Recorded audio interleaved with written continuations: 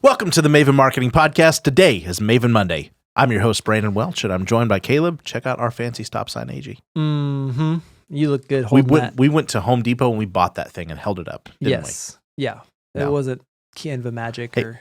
We're talking about our new thumbnail, and a couple weeks ago, we challenged y'all to help us make our thumbnails look better, and we got some really good ideas. Mm-hmm. I think Silas wins the prize. Yes. And Silas. His ideas led us to what you see on the little thing you just clicked on if you were on YouTube.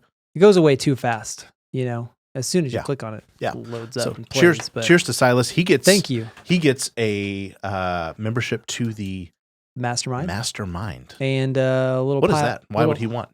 The Mastermind, the Maven Marketing Mastermind is really...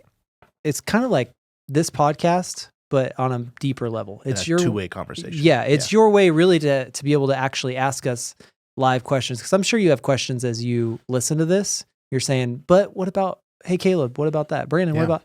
And the podcast really gives you access to be on a group call with other marketers and small business leaders. And we get to answer questions live. People turn them in. And in a group setting, we all get to give feedback. We have community. We even take some stuff for our team, and like there's some stuff that's getting some pretty high level editing work, and just like your little fractional version of this big awesome marketing team that maybe you have one, maybe you just want some more, maybe you have never had one, maybe you are trying to build one and you just want somebody beside you doing it. That's the Maven Marketing Mastermind.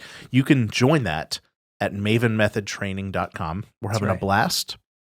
We're already seeing some businesses grow and just like launch some things that they wouldn't have launched probably. Yeah. So if your name's not Silas, you should join that. Yeah. Silas will be there free of charge because he helped us. Yes, he will be there and he will not remain Silas.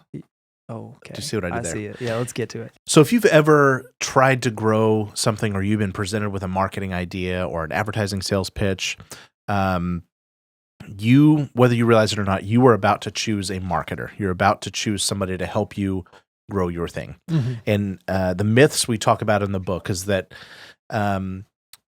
there's this kind of assumption that like we just need to get our name out there. People just need to know about it and then they'll buy it. We talk about some other myths that are the branding myth. Brand is a thing, but the way people talk about branding is very often like not misconstrued. Yeah, it's missing traction. Yeah.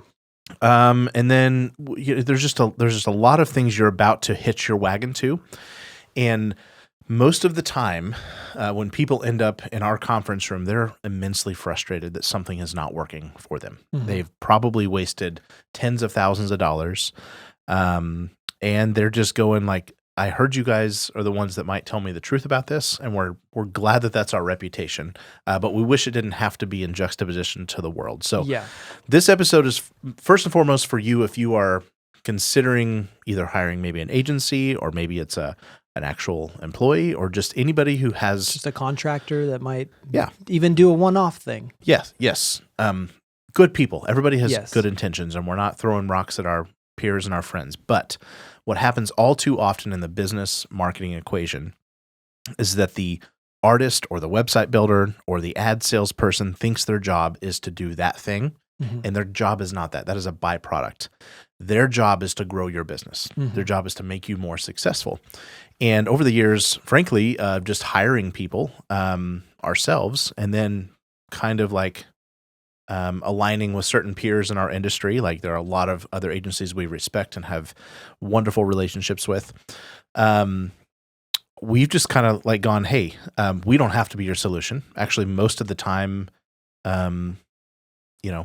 aren't the ones that should probably move this plan forward because we have limited people we can help. But we say, if you're going to find a marketer, there are a few things that like, it should go without saying they should be kind of good at the thing. If it's a Google person, they ought to know Google, but also you want these three ingredients. Yeah. And so we're going to talk about that. And then inversely, if you are one of our media partner friends and you want to stand out as one of the ones, there's like, I would say out of 50 media reps in any given town, there's one that is like a rock star. They are a consultant. They wear this.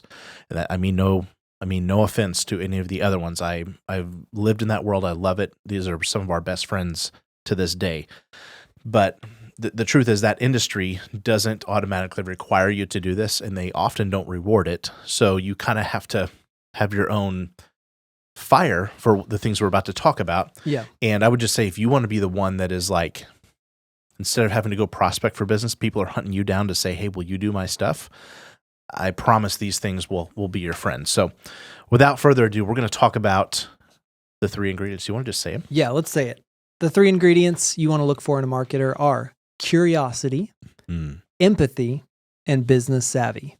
So I'll say that one more time. Curiosity, empathy, and business savvy. Well, that doesn't sound like Google. That doesn't sound like award-winning copywriter. That doesn't sound like, media buyer. Yeah. What does that have to do with my business, Caleb? Yeah, let me tell you. Yeah. Albert Einstein says, I have no special talents. I am only passionately curious. I think of the old Apple ads and how they just highlighted these, monumental people. Einstein was one of them. Mm-hmm. Musicians are like this, and it's like the people that wake up just, I want to know more about that. Turns out they learn more about that. Yep. And right behind every ad campaign that didn't quite hit the mark is somebody who just didn't ask enough questions. That's right. It's never, missed technology. It's never probably lack of creativity. It's always lack of alignment. And how do you get aligned? How does somebody who has the mission or the job of growing your company, how do they know if they're not asking enough questions? That's right. Yeah. And it seems, curiosity, you'll feel it very early. When you sit down and meet with this person, if you're interviewing them or they're pitching you, God forbid, you will know pretty quickly if they're curious. It'll be evident, but obviously curiosity shows up most in questions.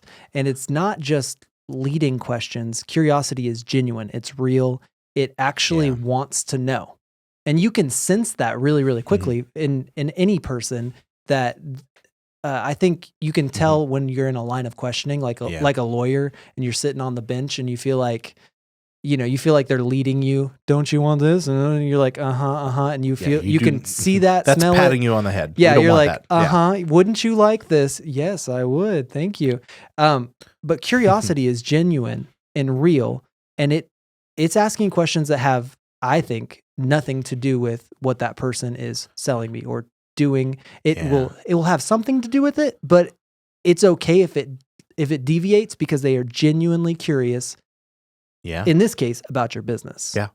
And that's where it's going to go. It's a creepy thing to say, but it's almost like dating. It's like you are, I don't know anything about that. I did it one time and I did a really good job. But it's like when you're getting to know anybody, everything's on the table. Oh, tell me more about that. Right. Mm-hmm. And so we're not talking about light conversation. We're not talking about, somebody who's good at being bubbly and all of that. Those are good skills to have personally. And by the way, I want to say this: any amount of training in a media sales role, somebody that's their job and they work for some sort of company with any amount of structure has gone through some sort of corporate training. Mm-hmm. And what's very often called is the client needs analysis. CNA. And the CNA. Bring it and on. You know what? I love you, my CNA people, because at least we're doing that step. But very often it's just asking questions so that they can run right back and plug their product in as the answer. Yes. So we're not talking about that. We were talking about somebody who, here's what it is. If they take interest in how you started this thing or why you started this thing or why you do it a certain way, and not just to say, oh, well, we should put that in an ad. No, tell me more about that. Yeah, they'll start saying things like, tell me more. I think they'll catch those little pain points that you have that you'll maybe breeze over or you'll kind of say in passing, but a truly curious person will sense that and see that as a true thing that you have to resolve or solve, and they'll ask you more about it. They'll dig deeper. They'll find those pain points and they'll want to understand, well, what's causing that? What's really causing that? And the thing behind the thing. And you will sense that as soon as it comes. And here's why that matters. Roy Williams said, writing good ads is easy when you have something to say. Mm-hmm. And what they're doing now is they are allowing themselves the position of being your ad writer. Even if they're not the one actually writing the copy, they're the consultant that's taking the things out of your heart that are making your company successful, whether you realize it or not. And they're able to read them back to you in a way that you don't know because it's so proprietary. It's part of your DNA. Mm-hmm. And when they can do that as a third party who is naturally curious, naturally like unreasonably excited about your business, then they have permission to go be your agent for the world. Mm-hmm. Versus going through the motions to try to bring you back a package or of something to buy. Yes. Or checking the box to fill out a canned ad script that won't move the needle or connect with the person. Yeah. And that's and I think this person does it with a posture of, I don't know if I'm a good fit for you. Yeah. But I would love to learn more about you. Like if you feel any amount of that, you're on the right place. Yeah. So it'll show up. You'll see them uncovering unexpected things, things you didn't even realize maybe were getting in your way sometimes. And they'll really actually be able to get to the heart of a person because it'll show up. That curiosity shows up in writing big time. And to my media people who are listening, like find their origin story. In the origin story, which by the way, we talk about this in the book, guys, this could take hours. This probably does take hours. Should take hours. If you get good at it, not that you want to rush it, but you can start learning the questions that work for you. But every entrepreneur will give you a surface level answer. Oh, I'm the best. I just want to be the best quality. Oh, I want to be maybe sometimes they want to be the biggest, or we want to have 100% customer satisfaction. They're just saying things that sound good because they think that's what they should say. Mm-hmm. But what you really want is the person that will pull the story out of you that was not going to come out any other way until they politely grilled you and gave you the gift of their curiosity. Yep. So that's what curiosity looks like. And we really want to find people who truly have that curiosity in that first interview, in that first meeting. You'll know it. You'll know it right away, but you'll know that they'll have enough of that curiosity to not just be a good marketer for you, but also to pull off the kind of writing that you need. Yeah. They will be a filter. Their curiosity will lead them to ask deeper questions. They won't just take you at face value and they'll go further. Roosevelt said it best. People don't care how much you know until they know how much you care. Mm-hmm. Like, you know that feeling. And then there's the why am I going blank on her name? People will never remember what you said, but they'll always remember how you made them feel, right? I can't remember the name. Goodness, it's like somebody drop it in the comments. Yeah, catch us on the lack of our wisdom there. We're dropping bombs without credit given. That's right. That leads us right into that's empathy, though, right? Empathy. And so curiosity and empathy are like they're a paired thing. Like, I think to have genuine curiosity, you have to be empathetic. Mm-hmm. And empathetic is like, I want to know how you feel, because if I know how you feel, I can make decisions on your behalf, or I can make recommendations on your behalf. Empathy also says, I'm second, I'm backseat. Let me just see what you're up against. I just want to help you. And that if that leads to, my product would also be a good part for that. Or maybe we part as I just helped you. Yeah. We're talking about this quote yesterday. What if our work was never intended to make us successful, but simply to make us faithful and generous? Oh, it's such a bomb. Yeah. That's a bar. Yeah. It's like, if we are doing that, all fulfillment happens and good work naturally flows. So I'll get off the soapbox for a second. That's philosophical stuff, but man, that matters. And if you're sitting here going, I've thrown money at this corner and this corner and this corner, until somebody doesn't believe their job is to do these things for you, it won't be. And that's what you actually need. You need somebody who will slow down and get that for you. If they think their job is to be the ad person, then that's what you've hired. Yeah. Empathy will show up on two sides, right? They'll feel for you, and you will feel them understanding your emotions, understanding how you feel. But then on the back end of this, when they go to create any sort of marketing materials for you, it's going to show up in them having to feel what your customer is feeling. We tell our people, like, don't just get obsessed with your customer, get obsessed with your customer's customer. And that is the thing that has to be true behind every effective ad person, right? Like productive, effective, like true champion that's going to grow your company. Yeah. The ad that will win every single time is the one that is empathetic and not clever.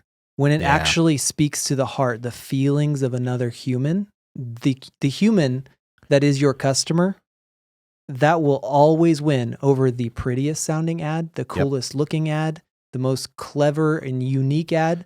Those will get attention. Even the more scroll stopping ads. Yeah, they'll get attention, but they won't get a business change. They won't take an action because you didn't convince them and you didn't connect with them. And that's because to take somebody where you want them to go, you have to first meet them where they are. And that is empathy. When you can understand where they are, you got all the permission, all the credibility, all the trust, and it happens in a microsecond. And so if your marketer's not doing that for you, how in the world are they going to do that for your customer? That's right. So you're looking for people who are, digging in, asking more things like, what did she need to hear? Oh, well, why did she say that? Or why do you think that's happening? Or, what else do you think could be going on? Like they're asking these questions around the questions. That's demonstrating them wanting to understand. And when they pair this curiosity and empathy, it's a killer combo because they'll also dig in and say, okay, tell me about your customer. Like, tell me about your last 5 customers. What do they all have in common? Yeah. What do they like? What do they do in their free time? What kind of cars are in their driveway? What kind of house was it? You can get very carefully, they will start digging into exactly understanding who you're talking to. And when you do that, ad copy changes and everything changes. I think as consultants, they're also asking, like, what's a home run for you? Yes. Like, if you could change anything about your business right now, what would it be? Yeah. And by the way, that's a lot different than if you could change anything about your advertising right now, what would it be? And nobody's sitting around going, oh, wish I could change this about my advertising. It's about their business. It's about the life and the experience that they have. These are the partners you want, my friends. Yeah, we ask questions like that. We ask them in different ways because we're curious, and we ask it with different words. But not as a tactic, by the way. No, not as a tactic, just because we want to know.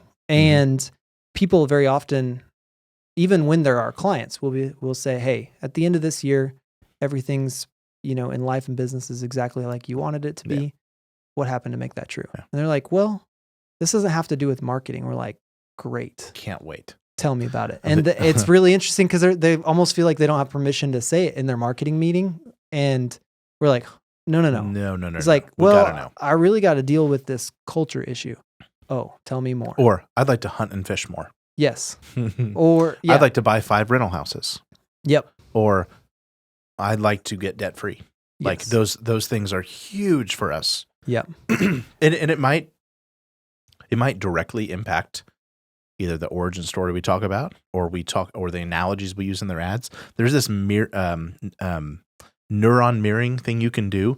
Somehow when you talk about stuff, the universe brings stuff to you, right? When you put it out there. So it informs a lot of the actual work later, but at the core level, you are building trust if you're the media person, and you are just, I hate this, and I'm sorry if you're a very awesome, well-meaning sales manager for a media company.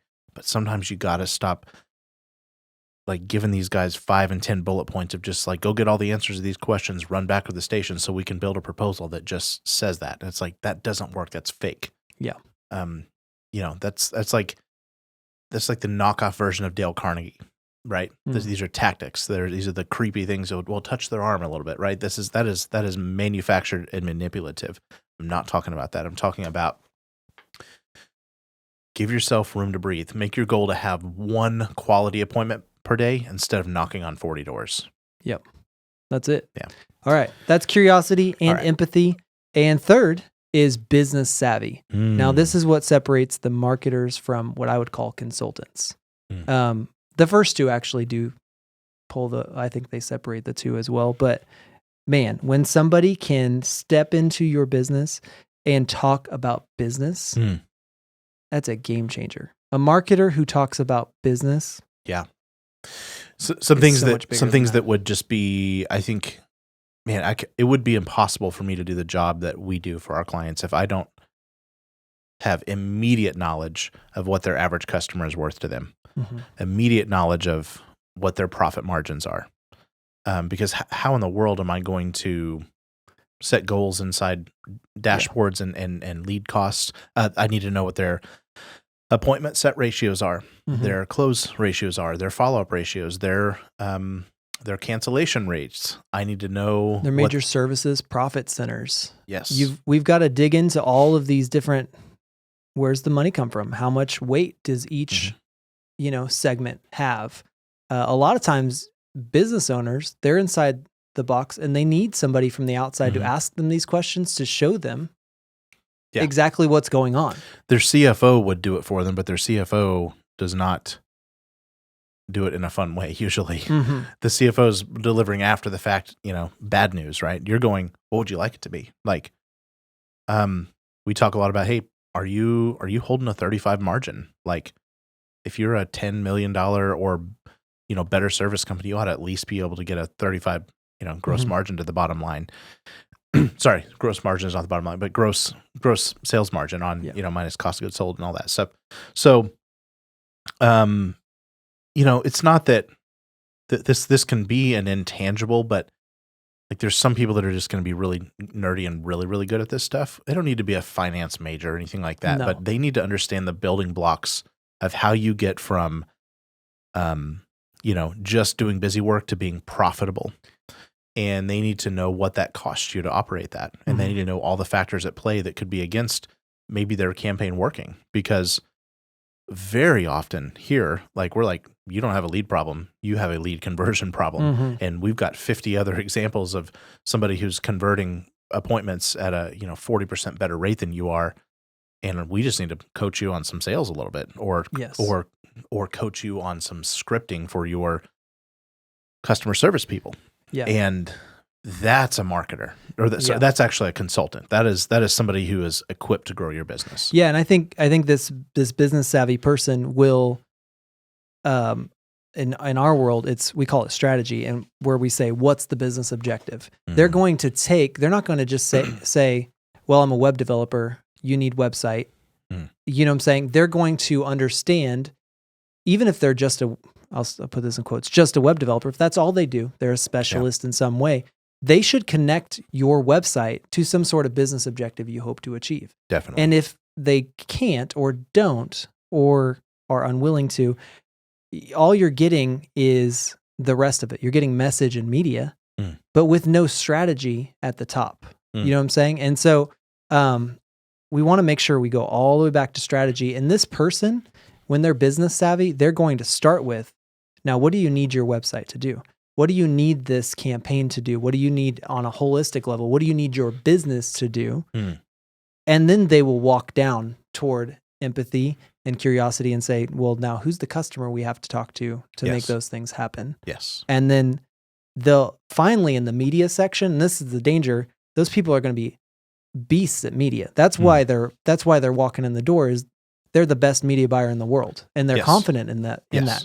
But they have to connect those first two pieces, and this is where marketing gets off most often, is because they're rock star web developers, they're rock star videographers, or designers or whatever. And that's what you think that's what it takes to get to success. Yes, and it's not. You're going to have a pretty or funny product, but it is not going to translate into long-term growth for your business. Yep. I go back to real quick story. Remember Kmart? Remember that place? Yes. At the end, they were like circling the drain, and they hired some big ad agency to make them like a viral ad, and boy was it viral. Do you remember the ship my pants ads? Yeah. And they were like, enunciate real clearly. Ship my pants, and they were like, oh, I shipped my bed, and I shipped my, it was hilarious. But of my young advertising career, I was like, I want to write ads like that because they're funny. And then Kmart they were in the ground like 2 years later. They were dead. They were completely shut down. Yeah. And it's like, here's what they needed to have happen. They did not need to spend $50 million on some genius ad idea. They needed to find somebody who would say, your store just sucks, man.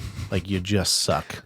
Yeah. Like, well, if you think about the business objective on that ad campaign, it was don't come to our store.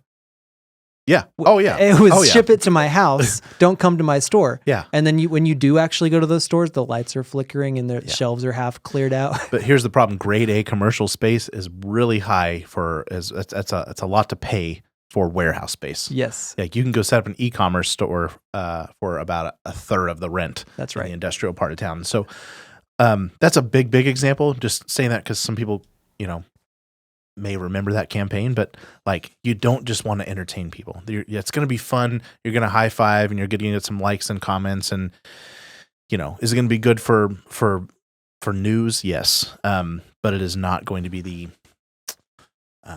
long-term partnership or the long-term traction to grow your business into something bigger. So,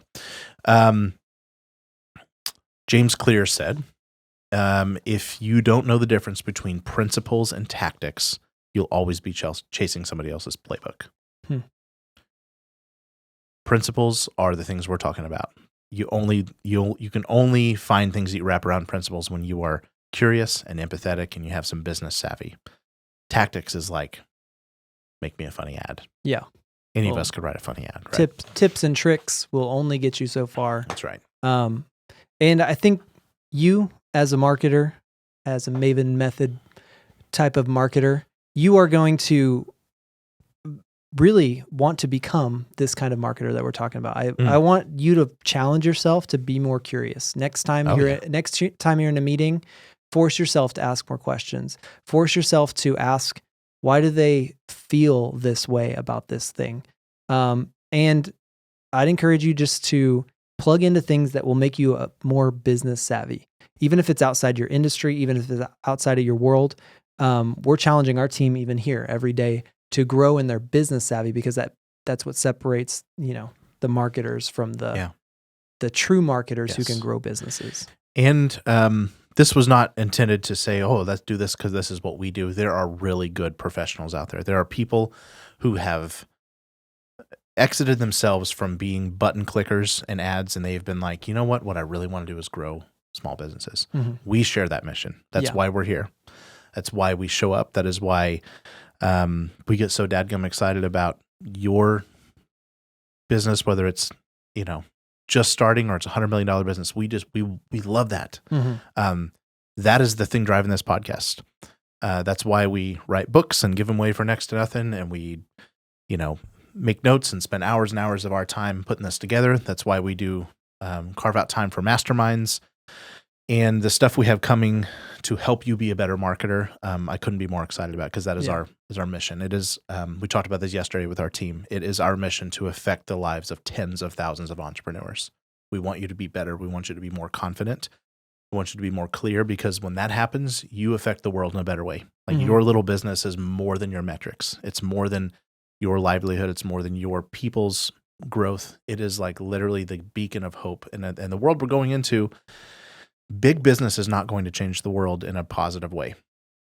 Big business is always asking how to do it faster, cheaper, and with less people. Mm-hmm. You are a small business, if you're listening to this podcast, and you are finding out a way to do it with people, because that is who you live in, with and around. And just from the bottom of my heart, that is why we're here. And thank you for being here. Before you throw money at another shiny object, just ask, is the person who's going to help you spend this money curious, empathetic, and are they business savvy?